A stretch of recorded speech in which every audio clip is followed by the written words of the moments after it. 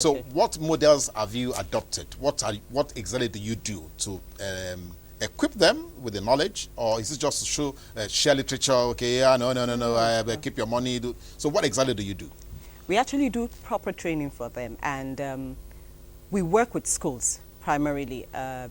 We work with teachers, we work with the students, and then we have a group that we call volunteers. So people who are in private sector, people like you, even government officials. Yes, we already have our curriculum, and it's broken into junior secondary, senior secondary, junior primary, senior primary. So we have the curriculum, and we do what we call like a volunteer training of trainers, because really, how many are we in the organization? But we're across the country, and we're in close to 29, at least we've had interventions in about 29 cities in Nigeria right now. So far? In the last 15 years. Yes. Okay, you have been 15 years in this business? Oh yes, in May will be 15 years.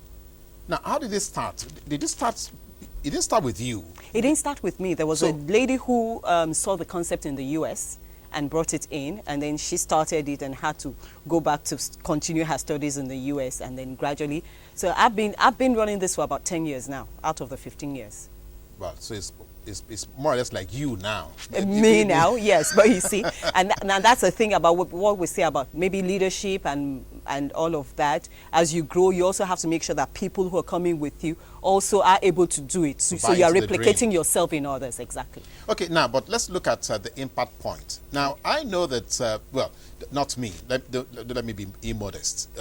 Let's say the global ratings for Nigeria, for poverty incidence in Nigeria, is one of the highest in the world. So how much impact would you think this is going to make? Well, if in the last 15 years we've done 500,000 Nigerian students, and we're hoping to do another 500 to hit the 1 million mark by 2020, we already see what some of those 500 are doing. So yes, Nigeria has a population of 170 million. I mean, so you might think 500 is a little. But let me share the story with you. There's a student, a primary 4 student, about 3-4 years ago, not too far from you, a primary school just round the corner, whose mother used to sell something on the bar beach. That was before the bar beach was cleaned up. He was in primary 4. And he had gone through one of these programs. We had trained a volunteer and the teacher.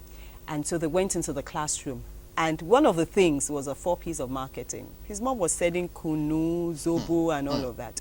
He went back and he changed his mother's business. By applying those principles. Exactly. If you return bottles, you get a discount. So he's not going to go scouting around for bottles. You have to move the kiosk a bit forward and all of that. And within 2-3 weeks, the income had increased. And there's so many of such. So that's financial literacy already. And so when you have such little boys or girls who have gone through our programs, or who have gone through programs, because I mean, I wouldn't say we're the only ones doing it. There are other organizations doing it, but who collectively have gone through some of this training, then I can say, and I make bold to say this, that it's only a matter of time before this now, that we start seeing the real impact. We've started seeing some of this, but when it will get so noticeably that you can't miss it.